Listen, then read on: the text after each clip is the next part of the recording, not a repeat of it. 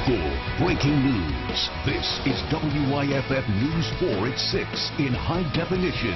We're going to begin tonight with the loss of nearly 300 lives aboard a Malaysian airliner that crashed this morning in Ukraine. Tonight, there are unconfirmed indications that civilian flight became a casualty of war. Ukrainian officials say it was shot down from about 33,000 feet on a flight from Amsterdam to Malaysia. Both sides in the Russia-Ukraine conflict deny they fired the missile. Our report tonight from Steve Handelsman in Washington. Here's the jetliner hitting the ground. The basic facts were quickly known. A jumbo jet down and destroyed in Ukraine. Malaysian Air Flight 17, a Boeing 777 with 295 people reported on board, some possibly American, and President Obama said the U.S. would help. The United States will offer any assistance we can to help determine what happened and why. Flight 17 left Amsterdam en route to Kuala Lumpur and was on course at 33,000 feet when it went off radar over Ukraine, just short of the Russian border. That part of Ukraine is torn by war, pro-Russian militias versus Ukrainian forces.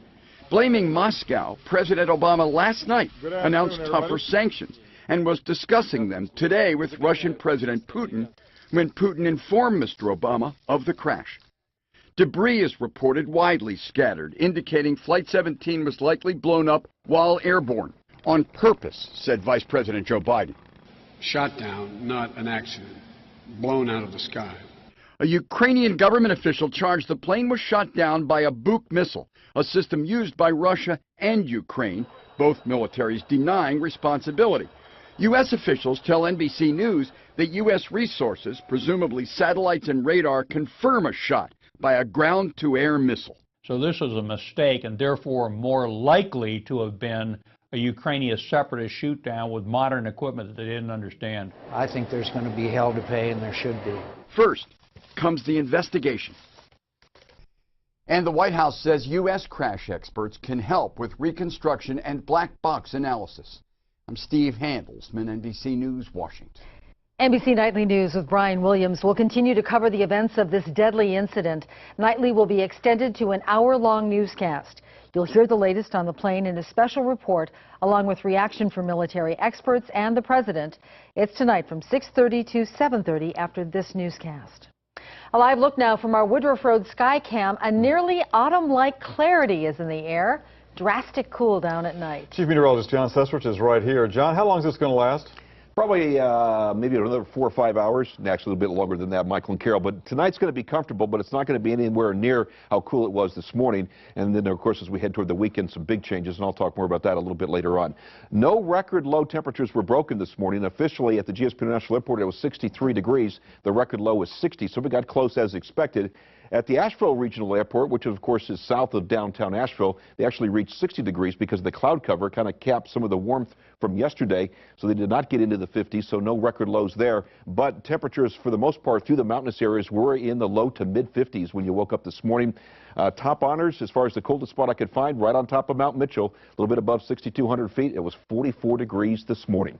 So not at the airport, but in downtown Asheville, it was one of the cool spots this morning. Our own News 4 meteorologist Chris Justice was in Asheville this morning. Well, no records here in Asheville, but temperatures were definitely a little bit crisp early this morning. Our thermometer read the upper 50s in downtown Asheville. We caught folks dressed for the occasion in hoodies and jackets. We even caught a few scarves and toboggans. Definitely a little bit cool by July standards, especially when you're used to waking up to humid and temperatures in the 70s. Folks were just enjoying a little taste of fall. Oh, this is great. I hope it sticks around. You know, I know we're supposed to be around this through the weekend possibly, so we're definitely going to enjoy every minute of it. It's the construction workers, the farmers, the landscapers, anybody who has to work outdoors that's really enjoying this little taste of fall here in July. In downtown Asheville, meteorologist Chris Justice, WYFF News 4. This is Sky 4 behind me over the Oconee Nuclear Station near Seneca. The Nuclear Regulatory Commission has just released a report telling us an undetected crack caused a leak at the station last fall, and that led to one of the reactors being temporarily shut down. WYFF News 4 investigates. Gabrielle Komorowski joins us now. And Gabby, the NRC is calling this an apparent safety violation. That's right, Carol. The NRC wants to ask Duke Energy, which operates Oconee Nuclear, why the crack was not detected before it began leaking. They will meet with Duke Energy on July 31st in Atlanta. We wanted to know if the leak put anyone in danger, so today I talked to the NRC and Oconee Nuclear over the phone. There was a potential there for a bad situation had there been an accident scenario. Repairs were made by expert nuclear qualified welders, and the unit was brought back online and has been operating safely and efficiently since that time. A Government Accountability Office report released last year showed that Oconee Nuclear reported the most safety violations of any nuclear plant in the Southeast since 2000. The NRC spokesman said the meeting in 2 weeks could result in more oversight at Oconee Nuclear. We'll, of course, find out what Duke Energy reports to the NRC and keep you posted. Back to you. All right, Gabby, thank you. An update now on some breaking news from yesterday. The coroner tonight has identified a woman who was found dead inside a home here on Chesney Highway. Sheriff's deputies were called out to the home for a welfare check, and there they found the body of 56-year-old Olga Estrada. Tonight, the coroner says an autopsy will be performed later on this evening. Sentencing today in a felony DUI case that's brought heartbreak and questions. Families from both sides were in court this afternoon, and so was News 4's Stephanie Trotter, who joins us now. Steph, it is an unusual case, right? It is, Michael. There's no doubt what happened in Simpsonville on May 19th, 2013. Kevin Webster died at the hands of a drunk driver. But it's what investigators did with that driver and a few others afterward that's in question. I'm truly, truly sorry. I never meant for anything like this to ever happen. And I take full responsibility, and if there was anything I could do to change it, I would.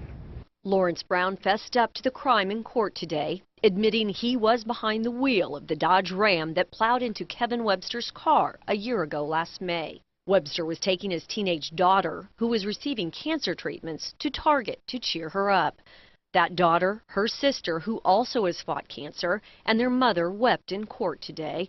The judge heard how the widow now struggles to pay health insurance for the girls, with Kevin, the breadwinner, now gone. Haley is a very strong person. I can't imagine what she's going through. She's a much stronger person than I am.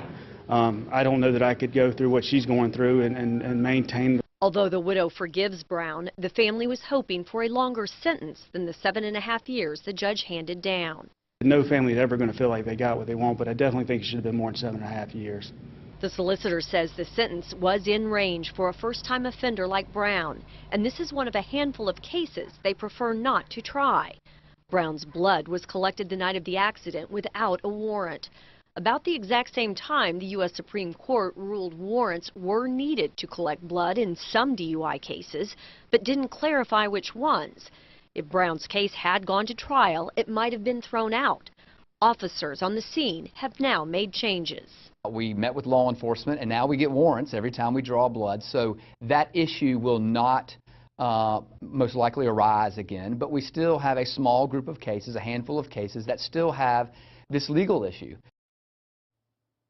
Wilkins says as each of these cases moves forward, if sentencing does not look like it will be the appropriate length, he won't hesitate to litigate.